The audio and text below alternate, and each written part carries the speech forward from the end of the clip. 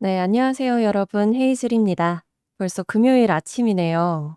한 주 마무리 잘 하고 계신가요? 안녕하세요. 지금 제가 있는 곳은 아침 날씨가 꽤 괜찮은 편인데 다들 어떠신가요? 오늘 오후부터 서울 쪽은 비가 온다고 하더라고요.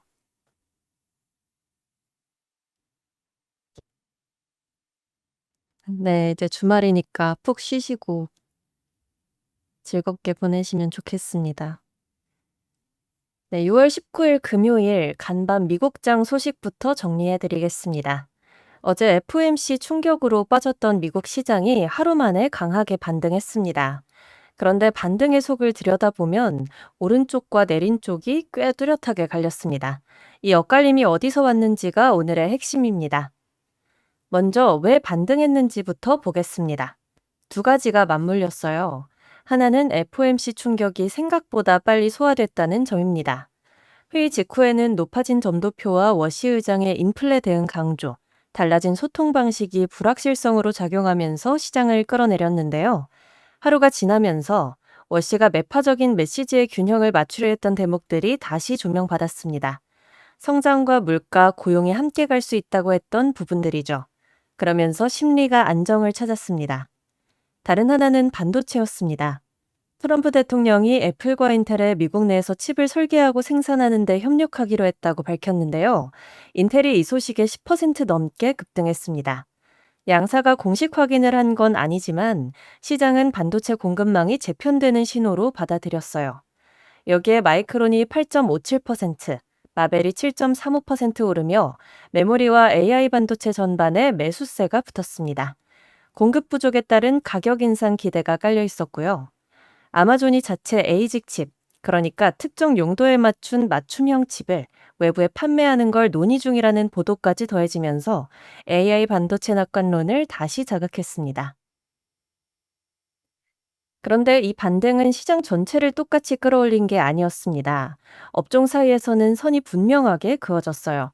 기술주와 반도체가 랠리를 주도하면서 정보 기술 섹터가 3% 안팎, 이미 소비재가 1.76%, 통신 서비스가 1.13% 올랐습니다. 반면 전통적인 가치주는 약했습니다. 에너지가 1.73% 내리며 가장 부진했고, 금융이 0.91%, 헬스케어가 0.85% 하락했어요. 지수는 올랐지만 그 안에서는 성장주와 가치주가 정반대로 움직인 하루였습니다. 이 엇갈림의 배경에는 서로 다른 방향을 가리킨 매크로 신호가 있었습니다. 채권 시장에서는 금리가 하락했습니다. 10년물 국채 금리가 4.46% 부근까지 다시 내려왔어요. 금리가 고점을 지났을 수 있다는 기대가 반영된 건데요. 이건 금리에 민감한 업종, 그러니까 주택건설이나 메모리 같은 쪽엔 우호적입니다. 그런데 같은 시간 달러는 오히려 강해졌습니다. 달러 인덱스가 0.7% 올라 100.8을 기록했고요. 금은 3% 넘게 급락해 온스당 4,235달러까지 밀렸습니다. 연준의 물가 안정 의지가 재확인되면서 달러가 힘을 받은 거죠. 정리하면 금리는 내렸는데 달러는 올랐습니다. 같은 연준을 두고 채권과 외환이 서로 다른 신호를 보낸 셈인데요. 그에 따라 시장은 금리의 되돌림과 AI에 베팅하면서 강달러에 취약한 쪽은 매도하는 선택을 했습니다. 경제 지표도 방향성이 뚜렷하지 않았습니다. 6월 필라델피아 제조업 지수는 10.3으로 예상을 웃돌며 제조업 회복을 시사했는데 신규 실업수당 청구는 22만 6천 건으로 예상보다 많아 고용 둔화 신호도 함께 나왔습니다.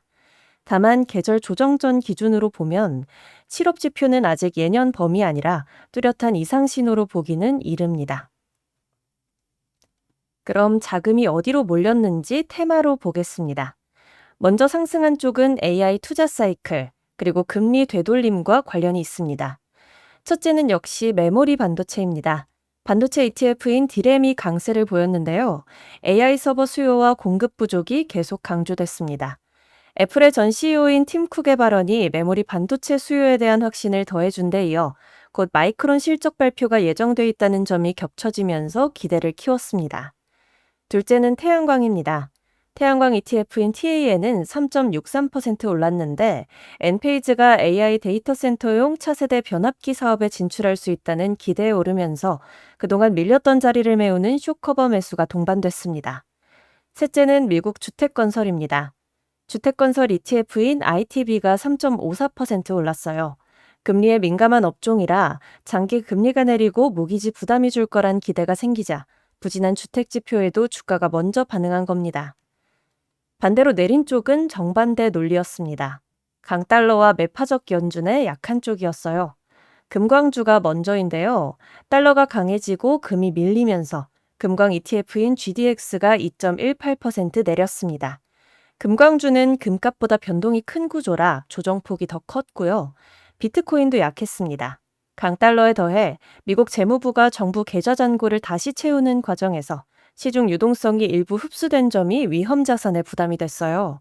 비트코인 ETF인 HODL은 2.09% 내렸습니다. 마지막은 철강입니다. 철강 ETF인 SLX가 2% 내렸는데 뉴코어는 2분기 이익이 늘 거라고 했지만 스틸 다이내믹스가 예상을 밑도는 가이던스를 내놓으면서 7.52% 급락했고 업종 심리가 같이 약해졌습니다. 강달러와 중국 수요 둔화 우려도 겹쳤고요. 개별 종목 하나만 더 짚으면 스페이스X가 3.53% 내렸습니다. 상장 직후에 가파른 상승세가 꺾이면서 전날 5% 하락에 이어 이틀째 조정을 받았어요. 시장에선 스페이스X가 테슬라를 인수할 수 있다는 추측까지 나오면서 머스크 관련주 전반의 변동성도 커진 모습입니다. 참고로 미국은 오늘 준틴스, 노예 해방 기념일로 휴장입니다. 그래서 다음 미국장 소식은 다음 주에 전해드리게 되고요. 어제 코스피는 사상 처음으로 9천을 넘었습니다. 다만 어제도 말씀드렸듯 오른 종목은 109개인데 내린 종목이 791개로 반도체 대형주에 쏠린 신고가였죠. 오늘 개장에 영향을 줄 변수는 크게 둘입니다. 우호적인 쪽은 반도체입니다.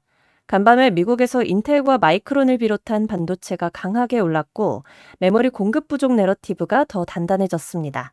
삼성전자와 SK하이닉스를 비롯한 반도체 대형주엔 순풍이 될 수 있고요. 부담스러운 쪽은 환율과 가치주입니다. 달러 원 환율이 매파적인 FOMC 영향에 따라 1,520원대 중반까지 올라 있고 간밤에도 달러가 더 강해졌습니다. 강달러에 취약한 철강과 빅철금속은 부담이 이어질 수 있고요. 반대로 어제 크게 빠졌던 태양광은 간밤 미국 태양광이 반등한 만큼 오늘 되돌림이 나올지 지켜볼 만합니다. 변동성 지표인 V코스피가 다시 80을 넘은 점도 염두에 두실 부분이고요. 증권가 목표 주가 조정도 짚어드리면 어제 대체로 상향이 많았습니다. 특히 삼성전기는 한 증권사가 목표가를 220만 원에서 300만 원으로 올렸는데 AI 서버용 MLCC와 기판 수급 호조가 근거였어요. 반도체 패키지 기판을 만드는 대덕전자도 목표가 상향이 나왔고요. 이 밖에 현대차와 기아, 조선, 유통 쪽에서도 상향이 이어졌습니다. 다만 목표 주가는 기대를 담은 전망이지 약속이 아니고 같은 종목도 증권사마다 숫자가 크게 다르다는 점은 늘 그렇듯 감안해서 보시면 좋겠습니다. 네, 그래서 어제 시장을 짓눌렀던 FOMC 충격은 하루 만에 빠르게 소화됐습니다. 시장은 강하게 반등했고요. 하지만 그 반등은 모두를 끌어올린 게 아니라 AI와 반도체 쪽으로 뚜렷하게 쏠렸습니다. 금리는 내렸지만 달러는 올랐고 그 사이에서 시장은 성장주를 사고 가치주를 덜어냈다고 정리할 수 있겠습니다. 그래서 앞으로 볼 지점은 세 가지 정도가 되겠는데요. 이 반도체 주도권이 다른 업종으로 넓어질지 아니면 지금처럼 좁게 갈지, 강달러가 금속이나 원자재 쪽을 계속 누를지, 그리고 곧 발표될 마이크론 실적이 지금의 메모리 기대를 실제 숫자로 확인해 줄지입니다. 네, 한 주 동안 정말 고생 많으셨습니다. 오늘 오전 시황은 여기까지고요. 아, 일본 고베에서 시청 중이시구나. 여기도 곧 덥고 습해질 것 같습니다. 아카키님 안녕하세요. 오늘 금요일인 만큼 오늘 한국장 잘 마무리하시고요. 저는 오늘 오후 한국장 마감 시황으로 다시 찾아뵙겠습니다. 들어주셔서 감사합니다.